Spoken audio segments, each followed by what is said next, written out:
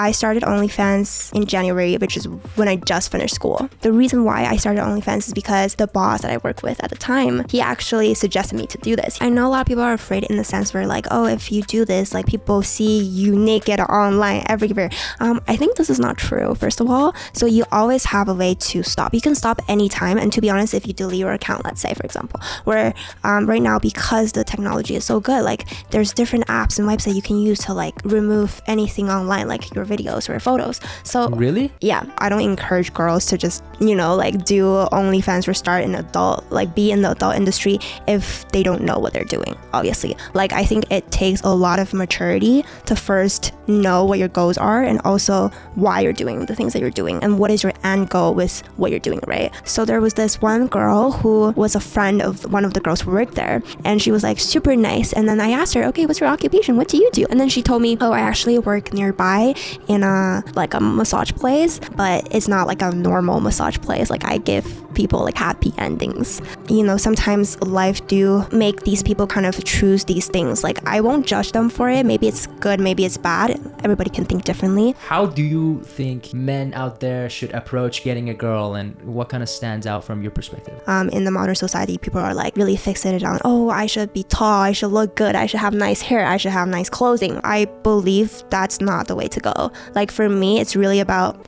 Hi guys, welcome to another episode. Today we have Yuni Young. Hi. An hello. Instagram connection and OnlyFans creator. Yes. Hello. I'm happy to be here. Yeah. Thank you for coming on. Mm-hmm. How was your day? It was good. I had like 2 meetings and then just rushed here to meet Sadra. Can I ask, what was your meetings about? I'm curious. Is it about the...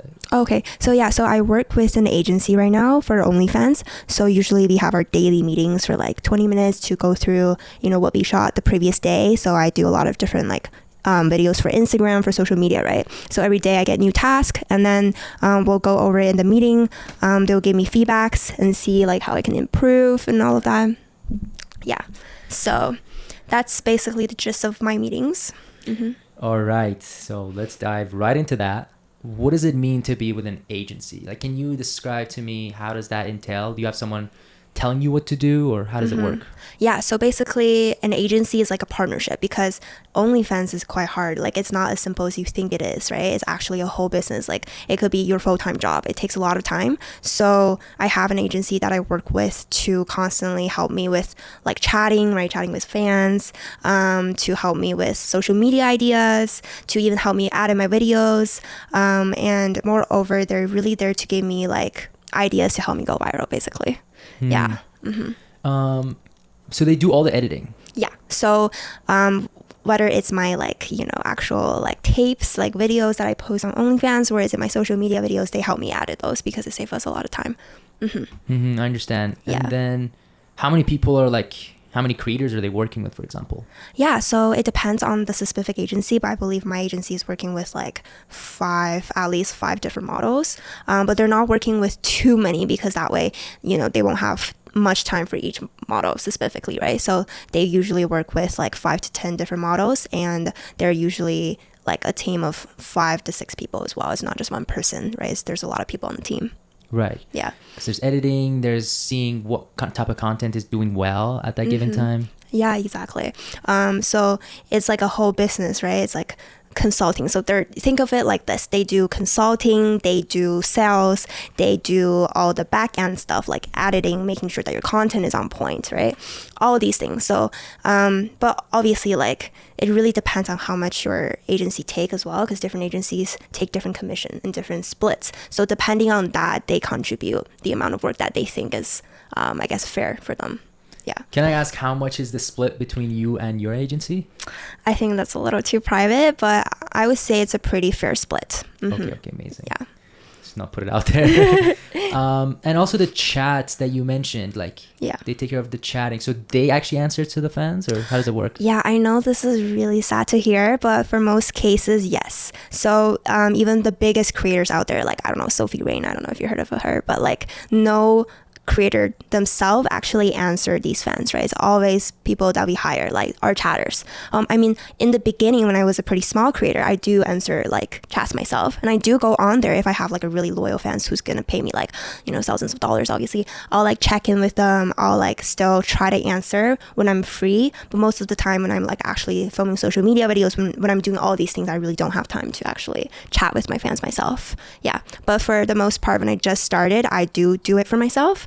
And also, like I'm a person who's very open-minded, and I really like talking to my fans, so I would actually talk to them myself. But I know a lot of people who are like, oh no, I don't want to, you know, talk to these guys. Yeah.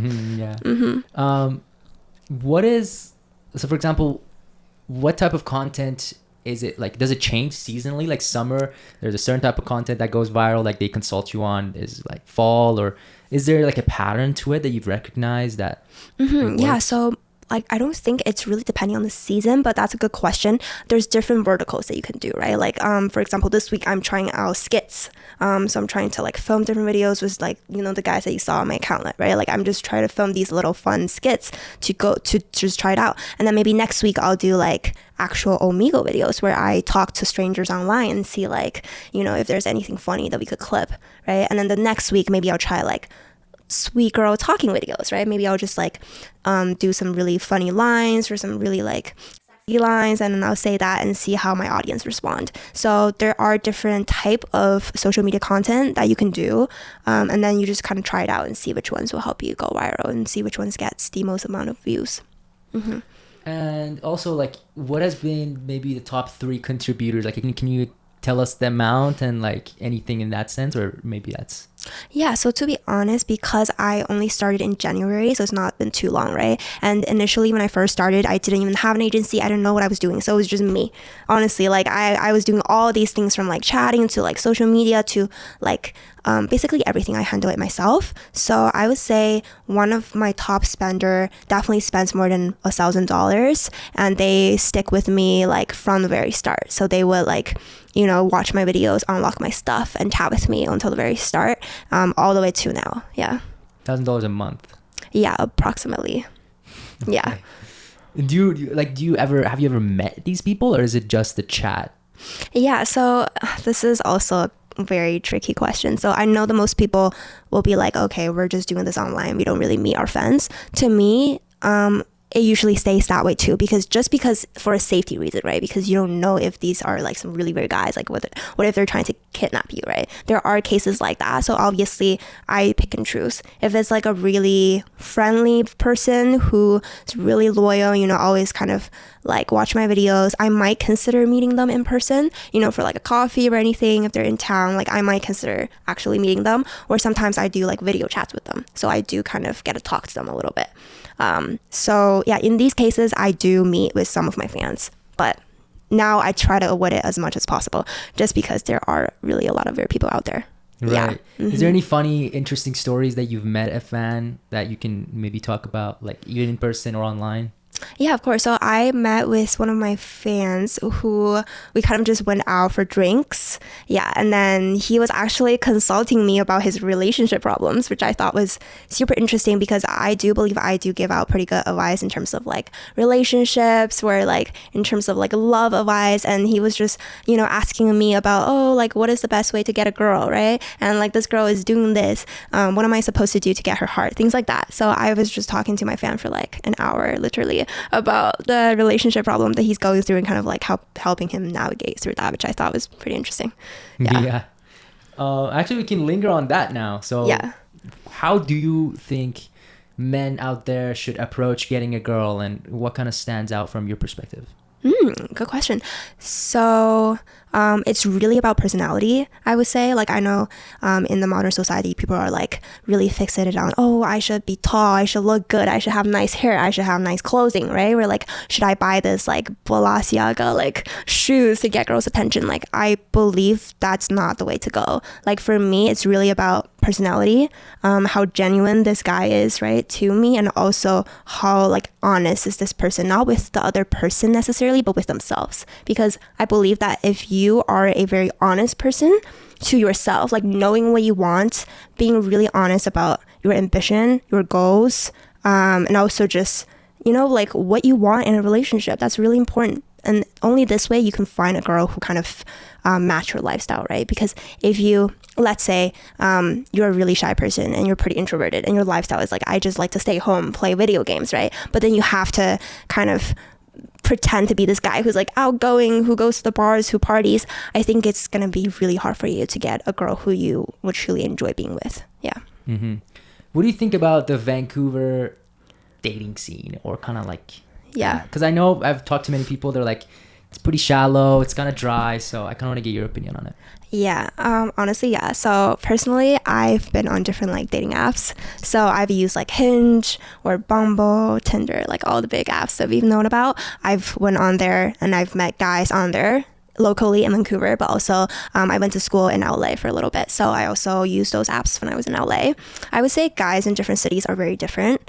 And what guys want is also very different depending on where they are. But just specifically in Vancouver, I would say that guys are pretty, like you said, I would say they're more like trying to talk to you on a surface level. So they're like maybe taking you out for food or, you know, asking you what your hobbies are. But it's really hard for you to get like a very genuine connection where you can like talk to them about, you know, your life and your stories, and sharing those are more on a spiritual level than just on the surface, right? So if that's the case, at least for me, it's very hard for me to find a boyfriend, because I really prefer like having these deeper connections and deeper conversations. 100%. Well, you mentioned you went to school in LA as well for a bit. Can you speak like how was the experience there? How was the ecosystem around it?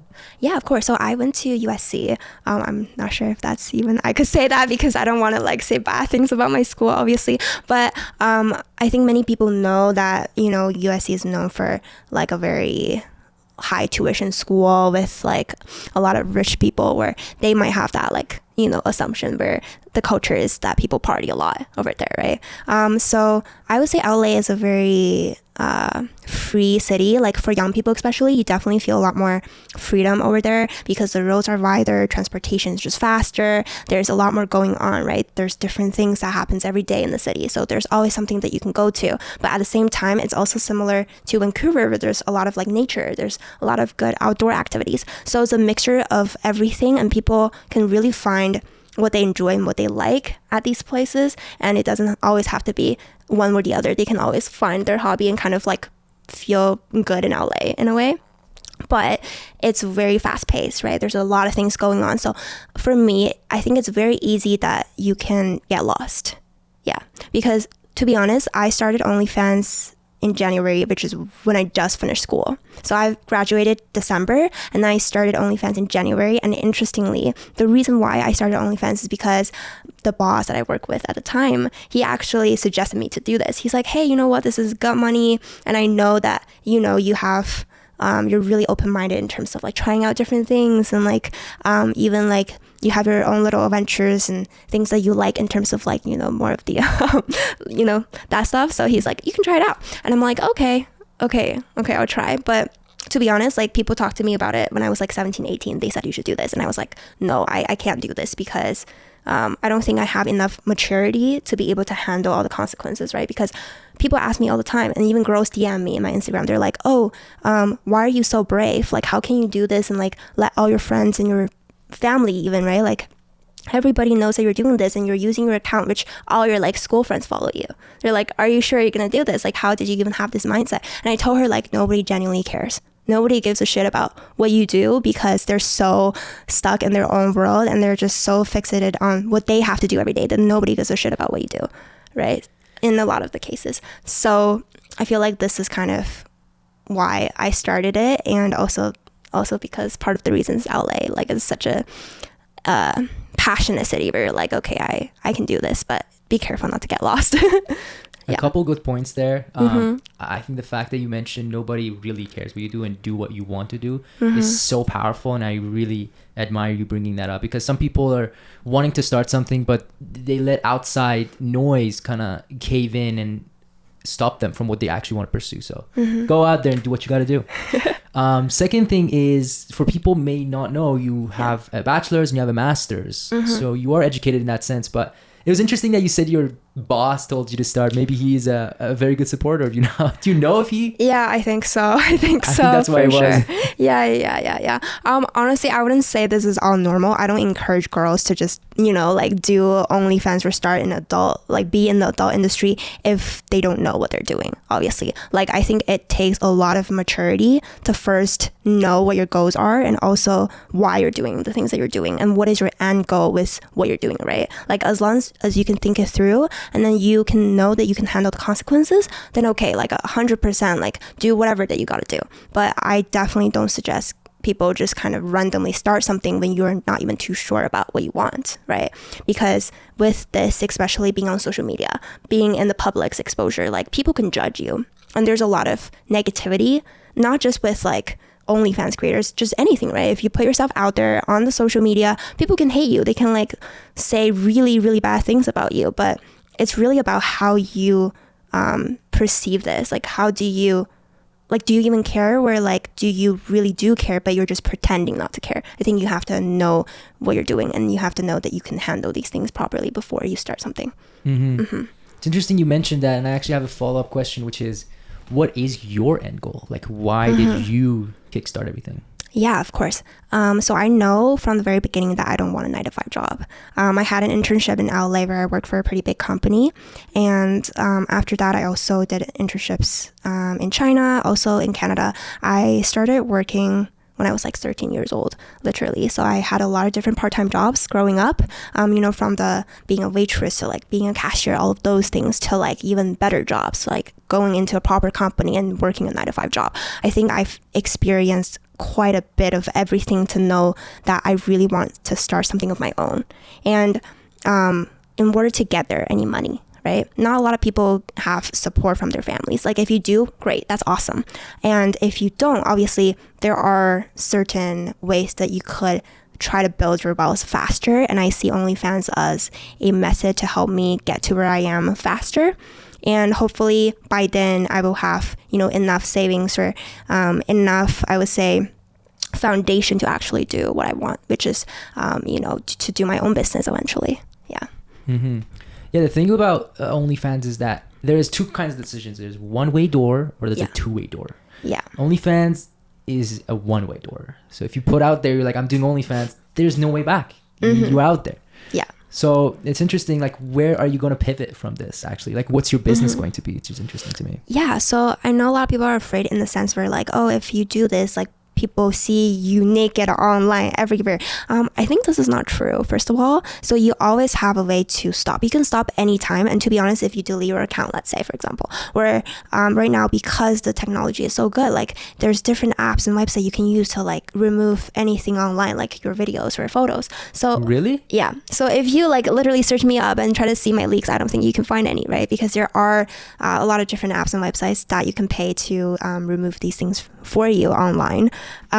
So it really is about how you think of this, right? So if you really genuinely care about how this is going to impact your future, then maybe it's not a good idea. But for me, I know I'm not going to go into the industry like banking or like finance, for example. So to be honest, people are not going to dig up your history and see it as like a bad thing unless you're trying to go for more like formal job or more conservative industry, then maybe. Yeah. No, I definitely agree with that. And I actually didn't know you can remove those images. I thought when you're on the internet, you are, but I guess there's new technology out now. Yeah, for sure. And there are so many creators out there. Like before I was in the industry, I thought, okay, I'm the only person who's doing this. Yeah, I might be the only person who's doing this in like at least in my friend circle, but I know there's so many creators out there and nobody's gonna remember like every single creator, that's just impossible. Yeah. Right. I kind of want to go steer this into the story that you told me when we had that call, which you stayed for a couple of nights in a, I don't know, I don't even want to say, but I don't know exactly how to describe it, so I'll leave it to you. Do you remember which one? Yeah, I do.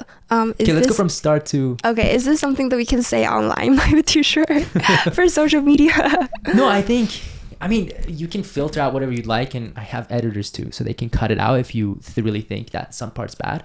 But I think it would be a cool story just for people to understand what's behind the scenes of like such ecosystem, because I feel like it's not too many people know about how it goes.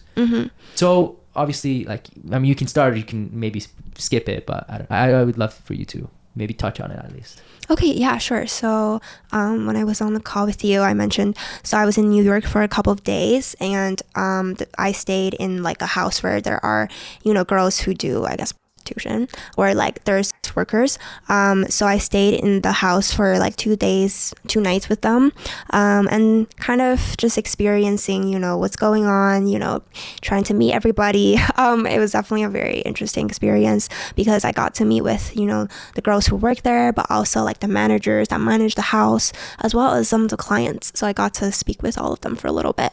And they're just normal people like you and me, right? They're all normal people. Honestly, I feel like if I were to meet them somewhere else, I wouldn't know. I wouldn't tell. And I think a lot of people do this part-time where they have like a proper job, or they have like a proper thing that they usually do. But when they really need money, some girls would choose this route and eventually, become like a part-time, where like, I see people who work there for like a couple of days and then just leave and disappear. So it's more like kind of seeing what type of people are working there, and I'm genuinely very intrigued and was really fascinated by what I saw.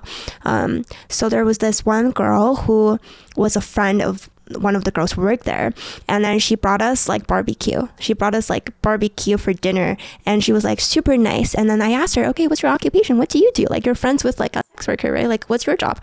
And then she told me, oh, I actually work nearby in a massage place, and but it's not like a normal massage place. Like, I give people like happy endings. And I was like, oh, okay, like that sounds like a very tiring job, because like she told me she has to get to work at like 10 a.m. in the morning, and then she finishes at 11 p.m., which is like a really tiring full-time job. Not only do you have to give like a massage to people, you also have to give them like these kind of emotional support in a sense, right? And she said, yeah, but I've got really no choice because I don't look that good, I don't have like a good body according to like what people like, and in order for me to earn money faster, this is like the only thing I can do.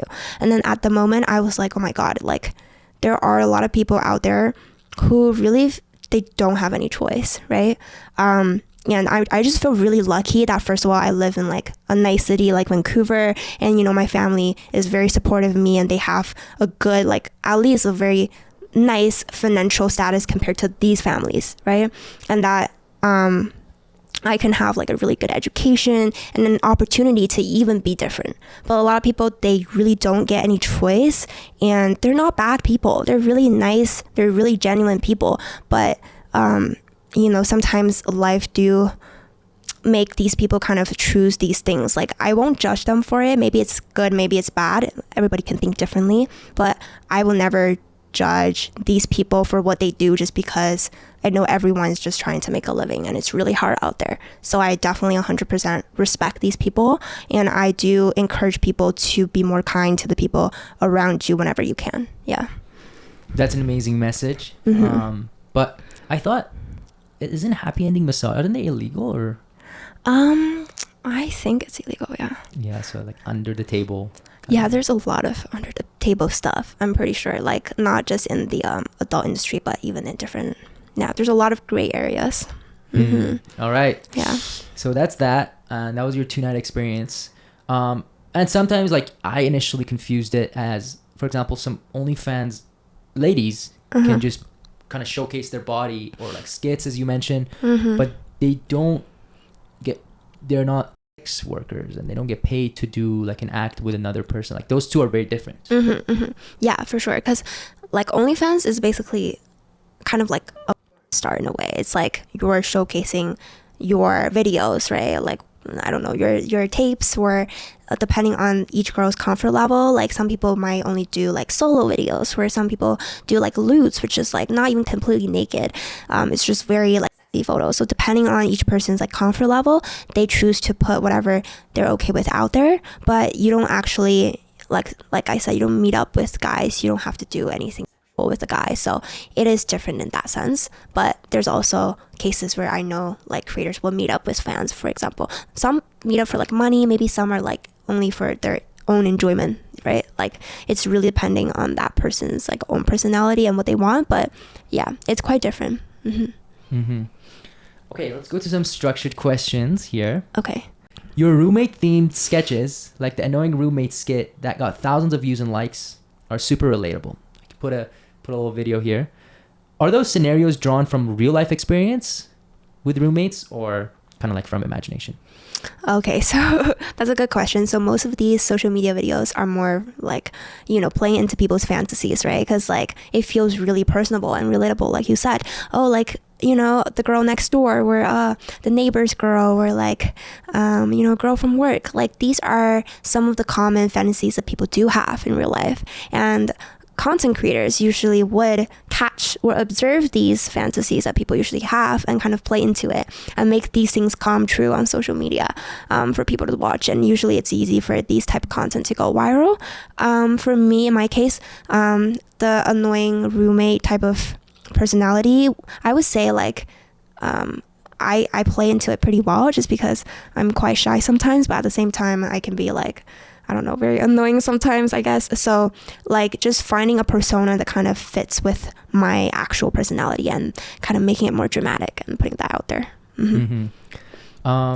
It's interesting. Like I want to actually linger on this more. From your agency and the consultants.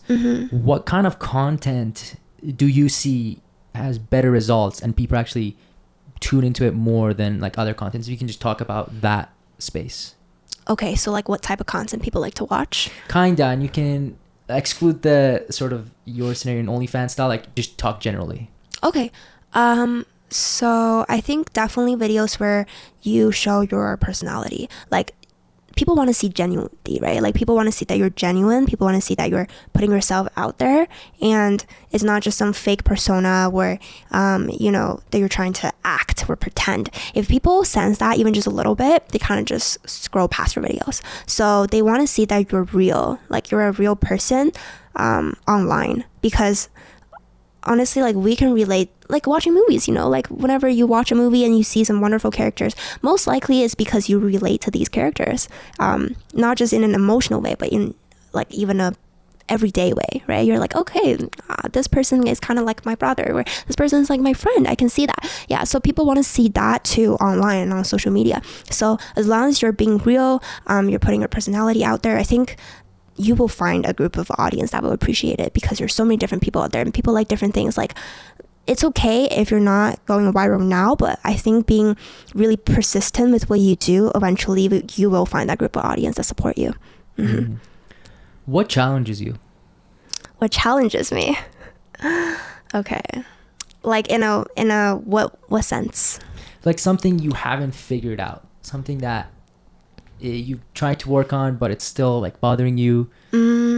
Yeah, for sure. So I think it's self-motivation. It's really hard. I'm not sure if you're also self-employed. I'm not sure how that plays with you specifically, but for me, it's really hard to stay self-motivated, right? Because you're not going to work every day. You're at home most of the time, and there's no boss that's going to be like, hey, do your job, right? So you really have to stay on top of your task. You have to be very self-directed, and you have to constantly give yourself feedback and reflect on what you did and observe that and be able to improve. And I think it's really hard, right? Especially doing that by yourself and nobody's watching you. You have to do all of that, and to really reflect on that. I think it's very hard for me, and I'm still working on it. I'm getting better at this, but I'm still working on it. Yeah. What are the top 3 advices you've ever heard? Top 3 advices. Okay. So first one I would say is to love who you are. I know this is really like sounds really typical, right? But actually, like seriously, try to find a way to love who you are and what you do, because that energy will really help you, and you will carry that to the people around you. Because if you really love who you are as a person, the people around you can feel that, and they will feel that sense of love, and hopefully you'll be able to make that person love themselves more as well, and to also give that kindness to the people around you by loving yourself. I think that's the most important thing. And then the second advice I would say is to really stay in the present, to stop worrying about the things that already happened, because they already happened, and don't worry about what will happen tomorrow. Just focus on what you have to do today, right? Make a list, like 5 different things, right? And finish everything. Check them off, like literally check them off. Because I also tutor, as a part-time job. So I help like little kids, right, do their work. And honestly, like the way that they can be successful in their homework is to literally write down what they have to do and check it off. And every time they check off their own work, first of all, they feel really satisfied, they feel really successful, they feel good. And then second is that they actually got the things done.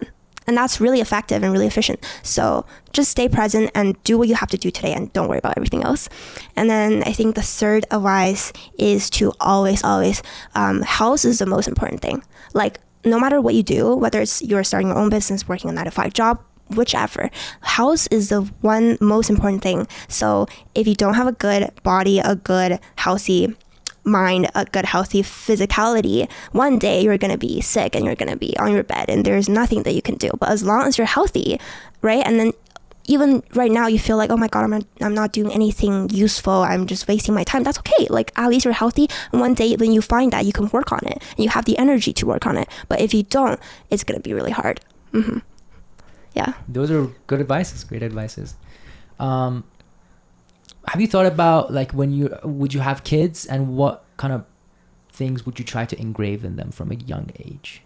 Yeah, so I really like kids, and I would say I'm a really family person. I know that's kind of different than like my persona online or what I do, right? But I have to say the friends and people around me are really supportive of what I do. Like, I'm very transparent and honest with my friends. Everybody knows what I do, and maybe some of them watch my videos before and it's okay. Like, people are genuinely really supportive of me, and I'm really thankful for that. But also, people know me too well to the point where they're like, okay, yeah, Lindsay is a very kind and very like homey person, but she can also have a really wild side and like a little adventure. So I think so I definitely want kids, and I think I don't want to not get married or anything. Like, I do eventually want to settle down, but because right now I'm only 23, so I still have like a couple more years to work on my stuff and to I guess to make more money.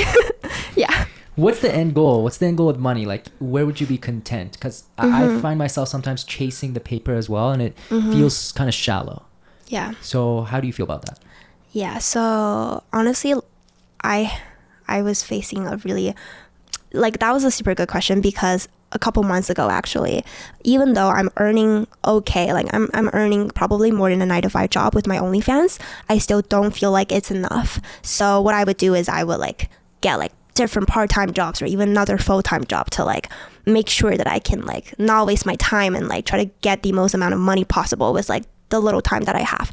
And I think it's a really bad decision, because you don't have time to reflect. You don't have time to actually think about what you want, right? And you don't have time to improve yourself because you don't even have time to think. So I don't think it's worth it. I think you really have to balance what you do, your life, your hobbies, and also give your time to kind of reflect and to really think about things, right?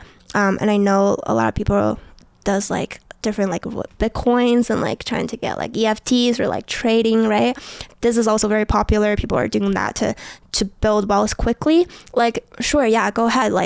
I don't think it's a bad choice, but doing all of that also takes time, right? To reflect on it and to actually do research or think about it, because if you don't, probably you're gonna be getting really bad, right? The stocks are gonna go down. Yeah, you're gonna burn out. So I think it's to find that balance, and I'm also really struggling about this right now, actually. But yeah, like you said, to think about the end goal, I think it's very important. For me, my end goal is I want to have a pretty good lifestyle. I don't need to have luxury or have to live on a a fancy mansion or anything, but I feel definitely having the financial freedom to do anything I want at any time is very important, because if you're sick, if your family is sick, you have the choice to say, hey, I'm gonna buy a plane ticket, I'm gonna be there tomorrow to see you.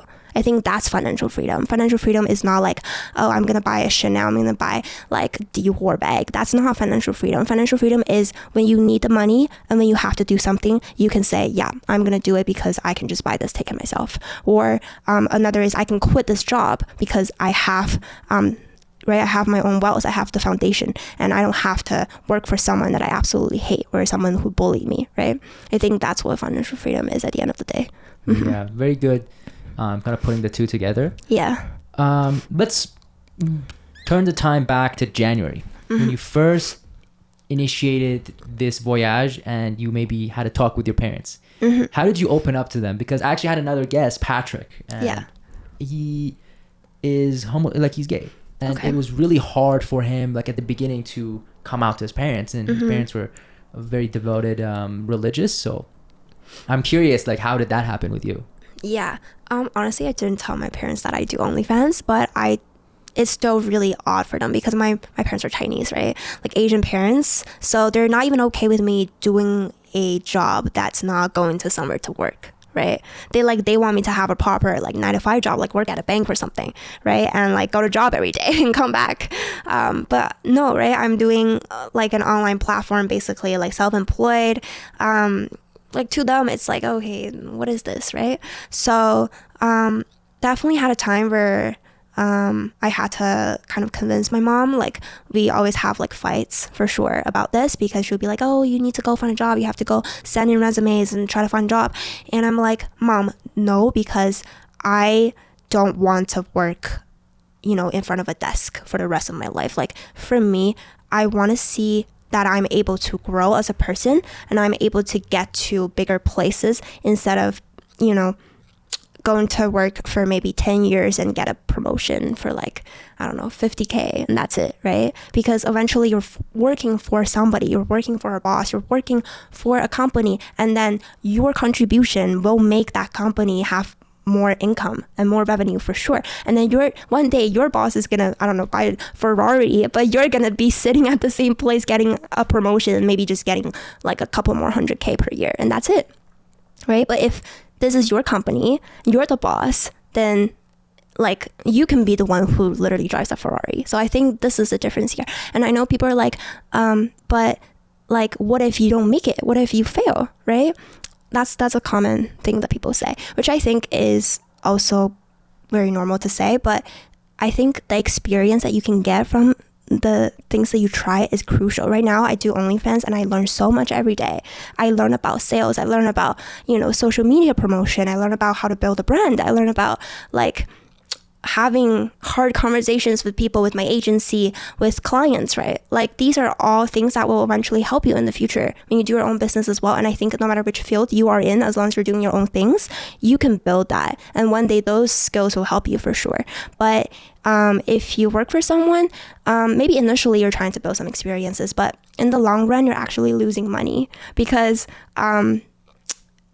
it's kind of like buying stocks. Like you're buying a chance, you're buying yourself an opportunity to grow, right? Exactly. I think nobody hit it home run with their first venture. Like you first have to try things, fail. As long as you're consistent and never give up and reflect and get better, there's nowhere to fail. Yeah. Also something very interesting is I never kept pet fish ever. I mean, I did when I was a very young kid, but I hated the idea of having like an aquarium because it's such a hassle, it's so much work. But this year I started keeping an aquarium, and I have like 5 fish in my tank, right? It's a freshwater tank. And my mom was like, why are you getting an aquarium? Like it's such a hassle. Like I think people who have a tank knows that to build a tank is very difficult. There's a lot of things that you have to do in the beginning. And I realized, I ran through so many trouble to get this one tank set up. Like in the beginning, like, oh, the soil is not working, it's making my fish like poison. And then the plants are not working, it's like too much, I have to cut it. And then, oh, the pH is wrong, the water pH is wrong. So like my fish started dying, my scale started to like, become erosive and all of that. And I realized that as long as you fix it, you don't have to fix everything all at once, but fix one small problem that you see in your tank each day and just do that and just be persistent. And eventually after 2 months, my tank is perfectly fine. My fish are all alive. Everything is going fine. And now I don't even have to do anything. I just leave my tank. I feed my fish like 1 time a day and that's it. There is nothing else I have to do. And they're really happy in their own ecosystem. I think just identify the problem, fix one small problem every day, and eventually everything will be good. Yeah. Exactly. Couldn't agree more. Yeah. But it's interesting you have a tank. So how's the cost of it? I'm sure it's not cheap to maintain and run it. It's actually not bad. So it's like about, I would say, $100 for me to start, which is super inexpensive. What? So for How big is anybody, it? it's like this big. Oh, okay. It's I pretty see. small. But yeah, for anybody who's looking for a casual pet that doesn't want to, commit to like a cat or a dog, I think it's really peaceful to own a fish tank and then to just kind of watch them grow. And, it's very peaceful to just watch it. And with the aquascape and the plants is really nice. Yeah. I used to have a turtle. Oh, About wow. like 13 years ago. But in Vancouver, it's funny. They don't let you have them or own them because if you let them be and release them in the wild, they would actually destroy the ecosystem. I Oh, guess. that's very interesting. I didn't know about Yeah, this. very interesting. I would love to have a little pet turtle be here. Yeah. But that's for another story. Mm-hmm. So can you explain to us, me and the audience, what are the key business lessons that you've learned? Because you mentioned your sales, branding, content creation, sort of in a way, what people enjoy watching. Mm-hmm. Can you maybe highlight the key lessons that you've learned? Key lesson that I learned. Okay. So even today I was, because at the end of the month, today is the end of the month, every month, we have to do this like a little feedback with my agency to talk about like what they can improve on, what I can improve on, right? So even today we were talking about this in the meeting. And I think one of the most important thing is to really understand your own flaws and be honest with it and communicate that to your partner. And I know it's very hard. Initially, I would like kind of accept everything. When my agency asked me to do XYZ, I would be like, yes, I will do this. But the truth is I probably won't be able to do this, right? Because I have my own other part-time jobs. I have like a house to take care of. I have other stuff, right? So to be honest, I can't be doing content creation every day. I will burn. Like I will literally have a burnout. So it's really important to be honest with yourself and say, hey, can you actually do this? Can you accept this and actually finish what you promised? If the answer is no, then it's really good to communicate that with your partner or whoever they were working with, to also let them know and they can be on the same page with you. And people who work with you will support you and they will appreciate you for your honesty. So I think that's the number one thing I learned from this business. And then the second thing I would say is to have boundaries, because eventually, no matter what you do, especially for OnlyFans, I think, it can be very risky to a certain extent, right? Like, let's say if you meet your fans, it could be unsafe, right? So you have to know your own boundaries. What can you accept and what can you not accept? Can you accept to do, let's say, a full-on BG video, like a boy-girl video online, where is your boundary only with like, sexy photos, like lewd, for example? You have to know truly what your boundary is and set that and be able to stick with that. That's also very important. And I think the third lesson I would say I learned from this business is to be definitely self-efficient, I would say, because nobody will help you. Like, for example, I have my agency, they're really supportive, but like they're humans too, right? They're also made up of a group of humans who have their own human activities and own human life, and they can't be your, like, for example, if you have I don't know, you're going through an episode today, you're feeling sad or you're feeling angry, like you have to be able to process that yourself. They're not going to help you. Your mom or your dad is not going to help you, right? Your friends can't help you. They have your own things too. So it's about how you can face these problems by yourself to be able to absorb these things and to eventually kind of understand it, process it, and be okay with it and move on, and to bring back that energy yourself. I think that's also very important. Yeah. Very good points. And I actually thought of another question, which is, in every business, there's this problem of how do you stand out? Right? There is, for example, I have a venture which I do lead generation, pipeline growth partner to B2B businesses. Okay. And the way I would stand out is by being a partner in their business, not just another agency working, but being in their ecosystem and building growth partner like systems that if I made hands off, it would function by their own. But for you, or like this OnlyFans kind of life, how do you stand out? I know obviously like it's yourself and you are kind of branding that as a personal brand in a way, but is there other avenues that may come into play Yeah, honestly, I'm also trying to figure that out myself because there are so many girls who are way more popular than me online, right? Because right now I don't even have a lot of fans. I just started and I'm still in the process of trying to figure out how I can go bigger, how I can get more viewers, how I can get more followers, right? And I think girls who have a lot of followers already, they definitely do stand out, right, in the OnlyFans business because they're unique in their own ways. Like you said, it's not about their face or their looks or their body. There is a personality, there is a persona, there's even, if you look closely, you'll see that they always have a consistent style, right, on social media.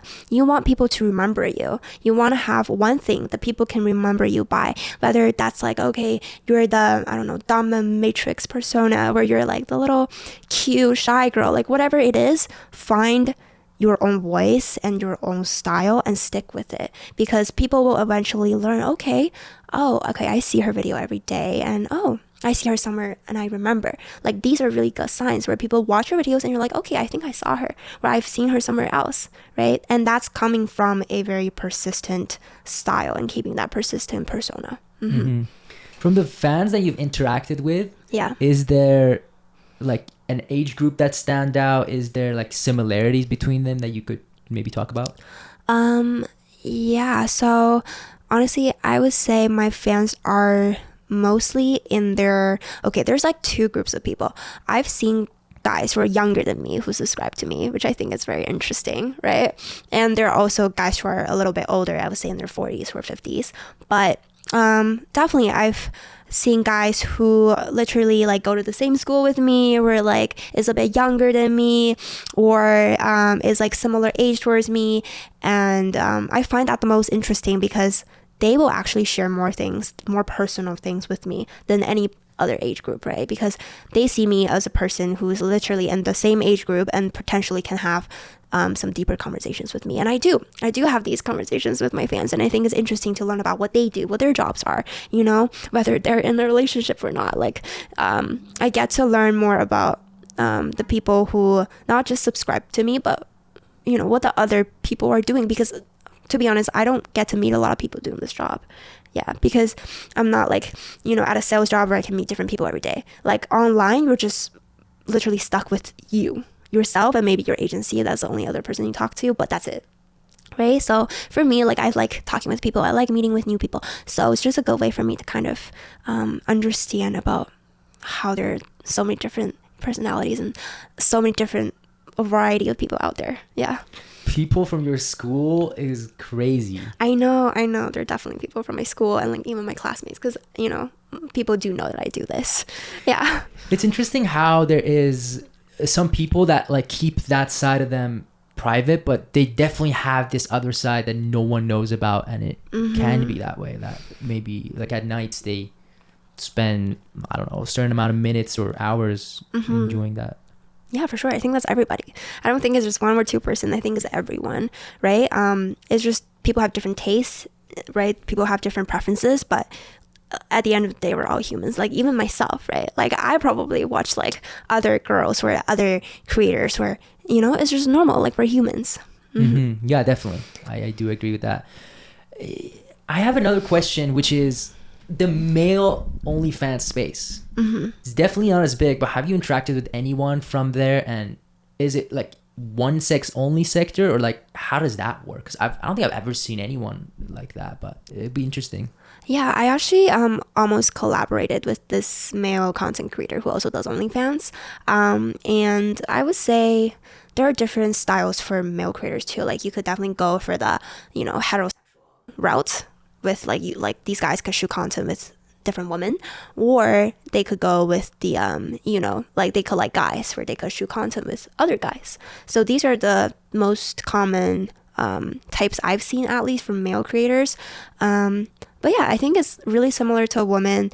They're very straightforward. Like you can tell what they do like the first second that you see them, but it's definitely a lot less, like you said, just because I think more guys would watch, but they would not necessarily feel comfortable about telling other people that they watch the guys, right?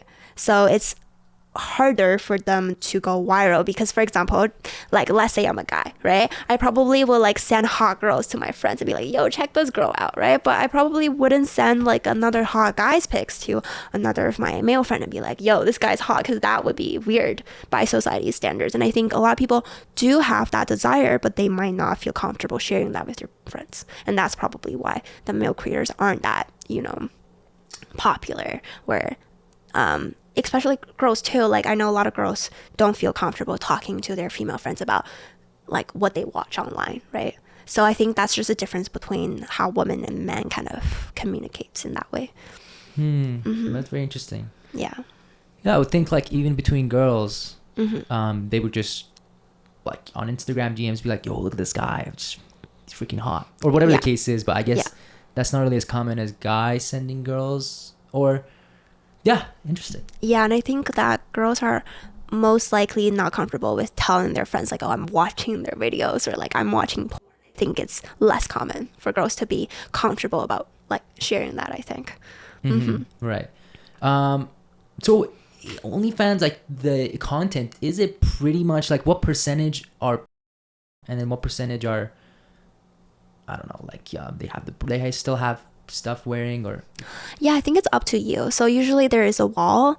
So for OnlyFans, there are two different methods. One is a free page, another one's a paid page. So a free page, people can just subscribe to you for free. They can see stuff on the wall, right? Like you can block them, obviously. So if they pay a price, they can unlock and see certain stuff. But for a paid page, usually, as long as you pay for the subscription, you go in there and you can see stuff on the wall. But whatever you post is your choice. Like some girls only post like bikini pics, right? Some girls might post more. So it's really up to the creator themselves. Okay. Yeah. Okay, we're done with that topic. I'm gonna get clipped. Any crazy DMs that you've ever received in your inboxes? Crazy DMs, let me think. There definitely are, but I just can't really remember.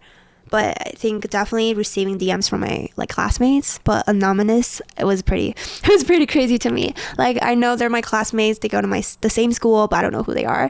I would say these are pretty crazy. And also like other some guys would be like, oh, like I wanna, I don't know, buy your feet pics, wear your feet. Like no, like your socks, things like that. But like I wouldn't say it's crazy, I would just say it's pretty funny. Oh my god. Yeah, there is actually a big ecosystem. I forgot about that. There's a big ecosystem around feet as well, which I do not understand, but if you're into that, props. Yeah, I don't know. Do they make good money too? Like, have you explored that realm? I'm curious. Yeah, of course. Like kinky stuff people really like. So the more kinky that you can get and the more specific the niche, people in that circle will really like you for sure. Any other stories behind the industry? Any other like interactions you've had with different creators, stories that you heard from different scenarios you can touch on? Yeah, I think most people in the industry are a bit crazy. Like whether it's the girls or the people who work for the agencies, like at least from what I've seen, I think there is a large group of people who don't have a healthy lifestyle, right? Like they might be addicted to the party world, right? They like drink every day, or they go to parties every day, and they're just kind of completely not having a routine. I've seen people who are like that, right? And I've seen people who are kind of crazy in terms of personality. Like there might be they have some, like, I wouldn't say mental problems, but like they definitely have things that they need to work on and work through, right? So there are a lot of these people out there, and that's why I think it's hard to, I would say it's hard for me to, because I think a lot of people would ask me, one question that my friends ask me a lot is, why don't you actually do your own agency? Like, why don't you start your own agency, and you don't have to work as a creator, you can be the back end, right? You can be a company, a business.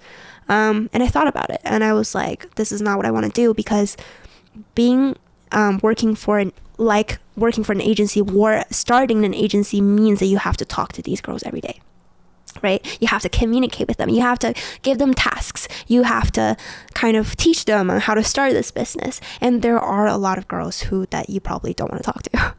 in this industry, for sure, right? So I think that's another reason why that I don't want to start, because it really drains my energy in the sense where I have to deal with a lot of people who are not on the same page with you. So I'd rather do my own thing and find an agency that is just as professional and just is as, that fits my personality and is on the same page with me, rather than going through that route. Yeah. And lastly, what do you think is the meaning of life? We're getting deeper here. Yeah. To the meaning of life. Okay. Okay, so I think for me at least, there is going to be different things that you experience in this lifetime. There's going to be happy things, there's going to be sad things, there's going to be like very frustrating, angry stuff, right? There's going to be all kinds of things that you will experience in this lifetime, and everything is just an experience, really. It's about how you look at it. It's about your perspective on it. And when you die, you're not going to bring anything with you, and nobody's going to remember you except for maybe like a couple of people, right? So it's really about the memories that you create having this limited time on earth, and I think that's the most important thing. So get out there and try whatever that you want to try, right? If it's a little risky, if it's a little against society's standards, that's okay. Like, try it out. If it doesn't work out, it's okay. If it works out, great, right? As long as you stay true to who you are, and at the end of the day, don't do anything that's like illegal or hurting other people, I think everything's worth a try. Yeah. Lindsay, it was fantastic speaking to you. Yes. And I wish you all the best in your future endeavors. Okay, thank you so much. Thank you guys for watching. We'll see you next time. Bye.